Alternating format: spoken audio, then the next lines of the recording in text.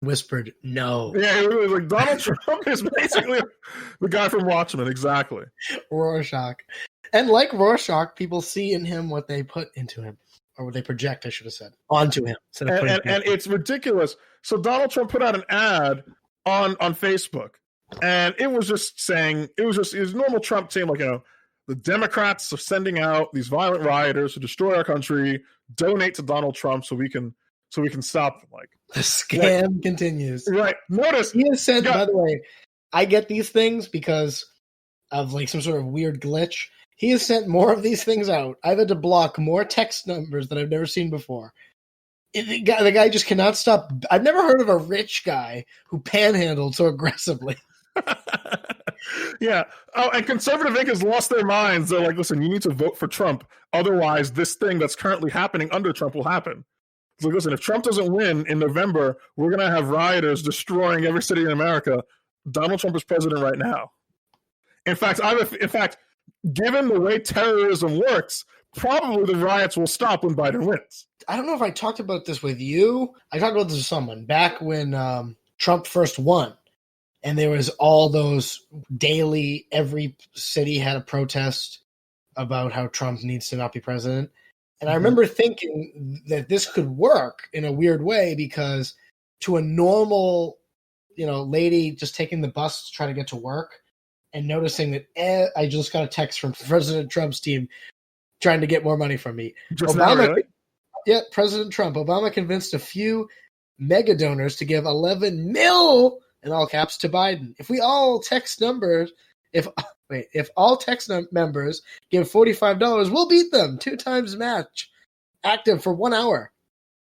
So if I donate $45 in the next hour, Donald Trump will donate 90 to his own campaign. If I wait an hour and 1 minute, he will not.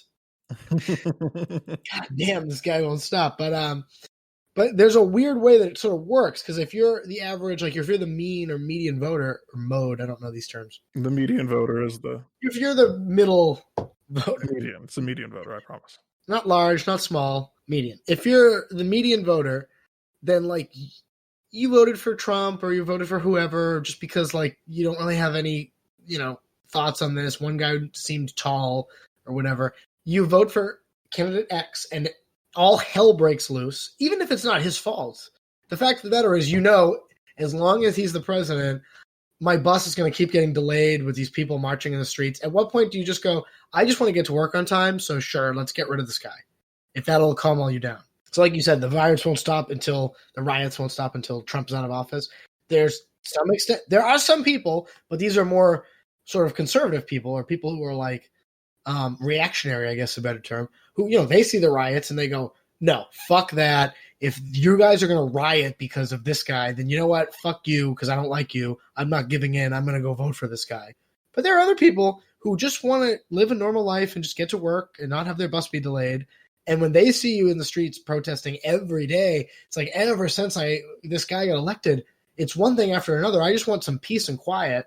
Fine. You want to get rid of him? Let's get rid of him. Yep. Oh, and there was an attempt to set up to show how fascist Trump is, right? There was an attempt to set up a Black House autonomous zone in Washington, D.C. And Donald Trump said, for as long as I am president, there will be no such thing as an autonomous zone in Washington, D.C. And then I think he called on the chief of the D.C. police to do something about it. And Twitter actually flagged him.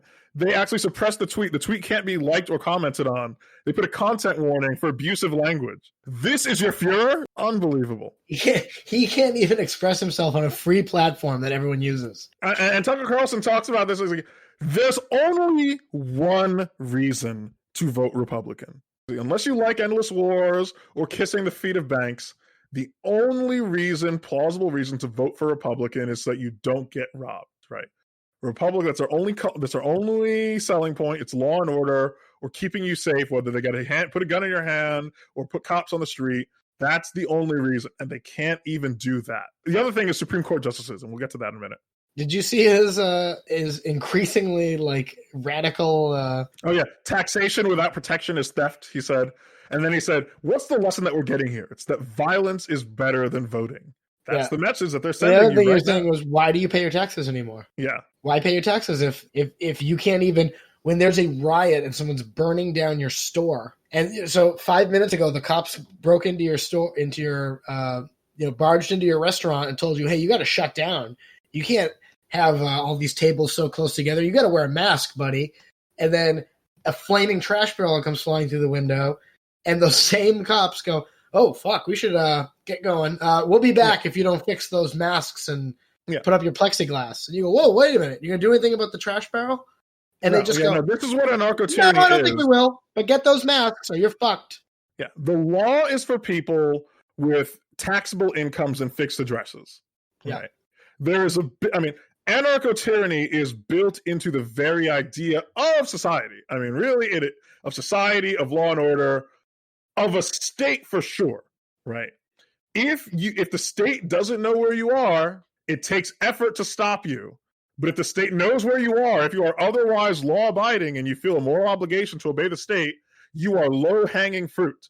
Yeah. That is our message to America. If you pay your taxes and you live in one place, you are what we call low-hanging fruit, right? The police would be stupid not to target you. You would target you because you're right there. Great time to plug Our Enemy the State. Anyone who hasn't read Our Enemy the State by Albert J. Nock, read it.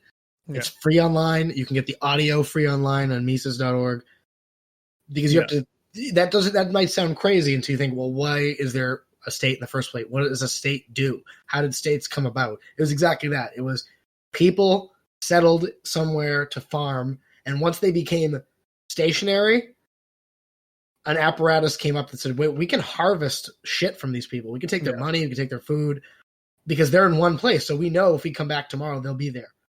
So we can take shit from them.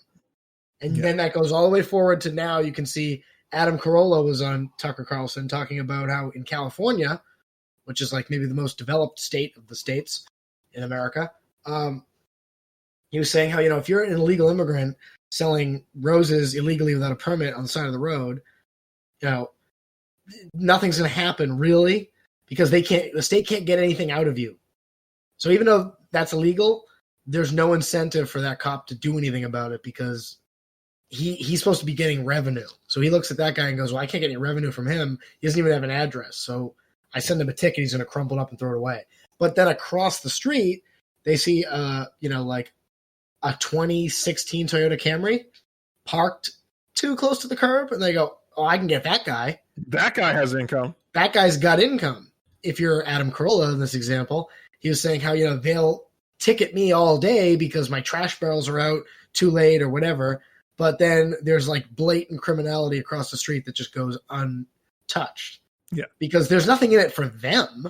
So I'm going to go accost this guy. Doesn't even speak English. I'm going to go over and talk to him, and he's just going to basically tell me I'm immune from your law because I don't have any, because your law is about, it's transactional. It's what can I give you? I don't have anything to give you. So fuck off. And that's basically it. Yeah. The reason criminals are arrested, the reason cops ever hunt down criminals is because sometimes, most of the time, really, in theory, all the time, right? In theory, in a normal society, what makes you a criminal is that you get in the way of those other people, right? Is that if you're robbing places, you get in the way, like you're harming the tax cattle, right? If you commit crimes and you make it hard for the police to get their cut, they're going to kill you. But if you're just selling roses, exactly. It's very unusual for some guy to sell loose cigarettes and then get choked to death in the streets of Staten Island. That's nuts. That's why cops didn't even bother trying to defend those guys. The NYPD, but the NYPD are insane.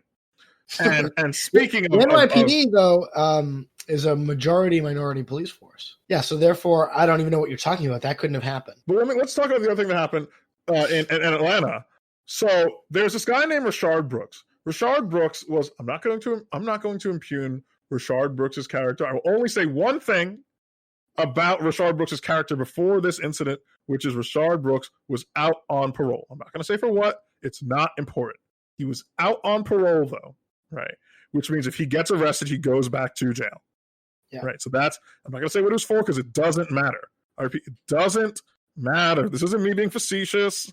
This isn't me being like, really, go look it up. You should see it. It's going to be some really funny stuff. Or I'm not making fun of the left. And I'm literally saying, like, don't get bogged down in the shit of why it doesn't matter. Point is, he was on parole.